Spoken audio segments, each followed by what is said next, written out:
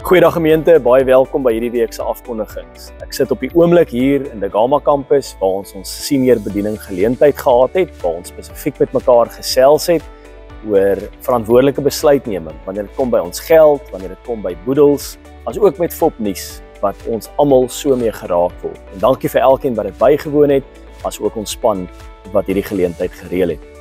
Dan wil ons vir elkeen baie dankie sê dat julle saam met ons ook op reis was in hierdie Paasfeestyd saam met NG Gemeente Jeffreys Bay.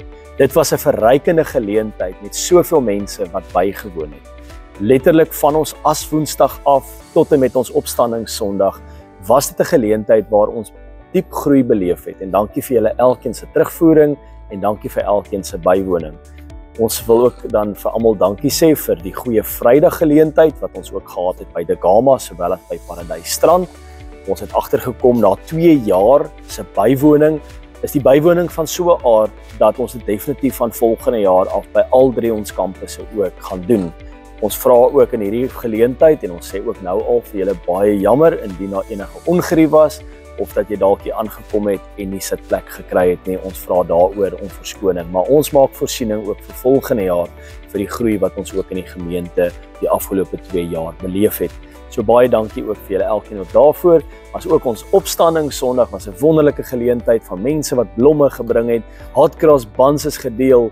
Dit was 'n fees en dankie vir elkeen se reëlings en ons weet ook dat die Here leef en dat ons in daardie opstandingslewe kan deel hê aan om in vreugde te kan lewe en ons sien regtig uit na volgende jaar se geleentheid wanneer ons dit saam met mekaar weer gaan vier.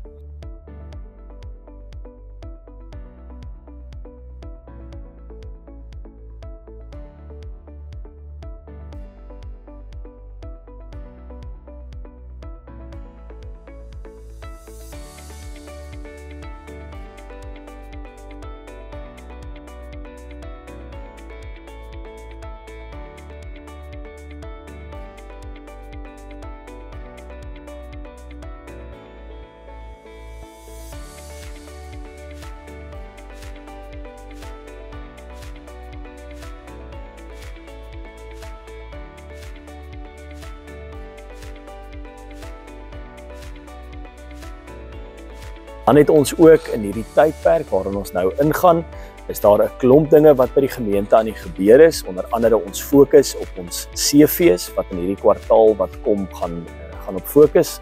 Ons het 2 feeste baie naby aan mekaar, die seefees sowel as ons wintermark en ons vra ook nou al vir skenkings vir beide van hierdie geleenthede, sommer oorkoepelend gaan ons tussen hierdie 2 feeste ook die skenkings wat ons inkry ook dan nou verdeel.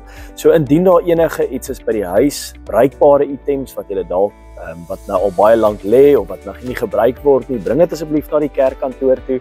Ons sal dit ook hier by die gemeente kan versprei en ook met ons olifantafel ook daarmee te kan gebruik. As daar enige beeste, skape, enige iets is wat 'n mens wil skenk, bestanddele vir ons pannekoek, dit is nou suiker, dit is meel, dit gaan oor goed wat ons dan kan gebruik by ons stalletjies, vla, jelly, is jy meer as welkom om dit ook te skenk by ons by ons kantoor, jy kan dit ook soontoe vat.